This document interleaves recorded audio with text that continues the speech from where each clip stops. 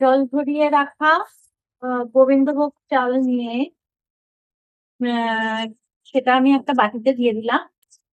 দিয়ে এবার আমি তাতে দেব হলুদ গুঁড়ো,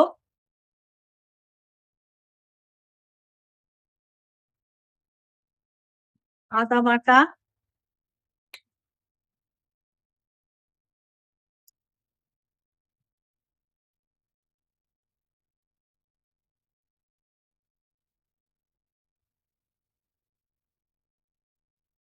ঘি।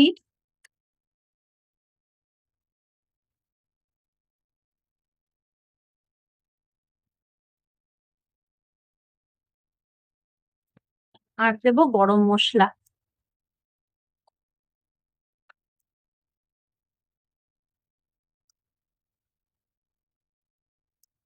এবার দিচ্ছি নুন,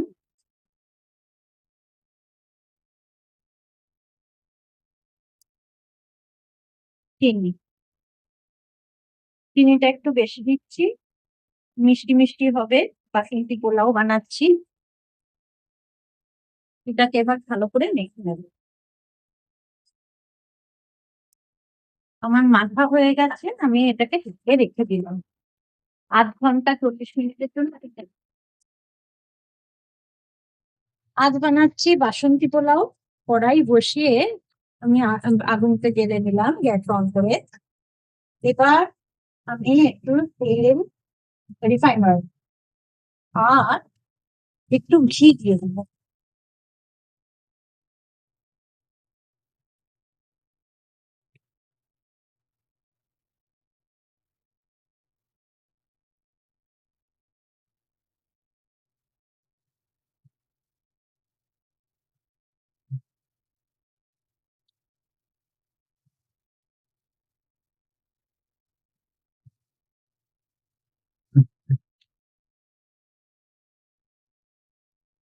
এখানে তেজপাতা, দারচিনি, লবঙ্গ আর ছোট এলাচ নিয়ে নিয়েছি।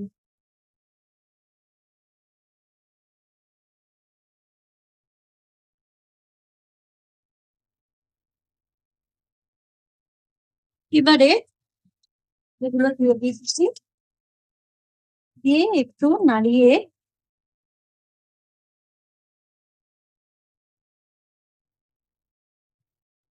একটা সুন্দর গন্ধ বেরোচ্ছে। আমি কাজু বাদাম একটাকে দু ভাগ করে রেখেছি, মানে এরকম করে ভেঙে নিয়েছি।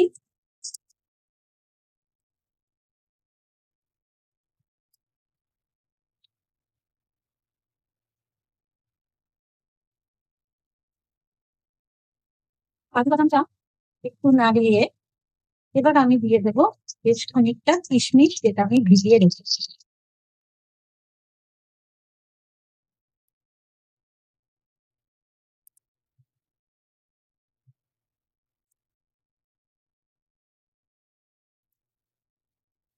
আমি যে গোবিন্দভোগ চালটাকে মেখে রেখেছিলাম, ঘি, আদা, উম, নুন, মিষ্টি, গরম মশলা গুঁড়ো সব দিয়ে, তো সেটা আমি এখন দিয়ে দেবো। দিয়ে চালটাকে খুব ভালো করে নেড়ে নেব।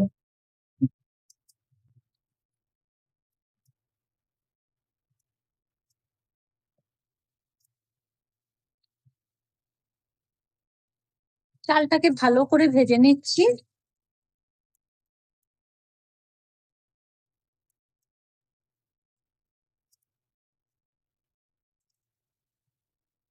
আমি এই কাপের ৪ কাপ চাল নিয়েছিলাম, তো এপাশে আমি ৮ কাপ জল নিয়ে সেটা ফুটতে দিয়েছি। ফুটলে পরে এই চালের সাথে মিলিয়ে দিই। জলটা ফুটে গেছে, এদিকে আমার চালটাও ভাজা হয়ে গেছে।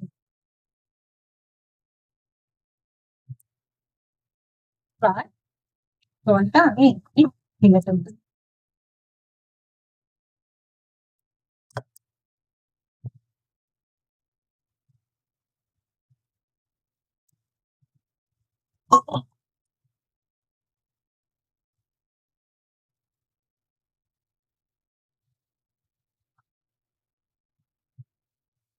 এবার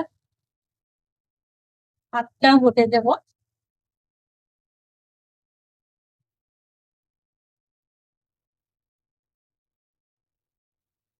জলটা প্রায় শুকিয়ে এসছে।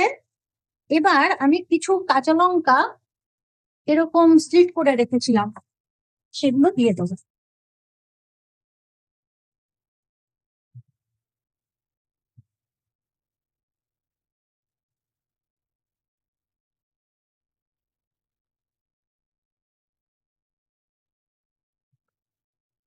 গ্যাসটা কমিয়ে রাখবো। চালও প্রায় সেদ্ধ হয়ে এসছে, আমি একবার নেড়ে দিচ্ছি।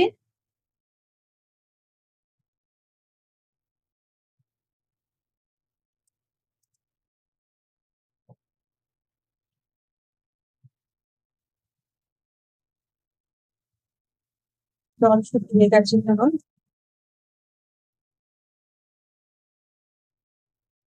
হয়ে গেছে বাসন্তী পোলাও।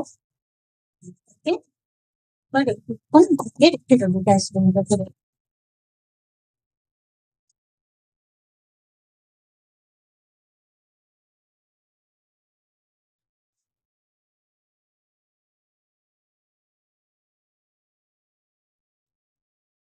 একদম ঝরঝরে পোলাও বানিয়েছি, এই দেখুন। ঠান্ডা হলে আরো ঝরঝরে হয়ে যাবে।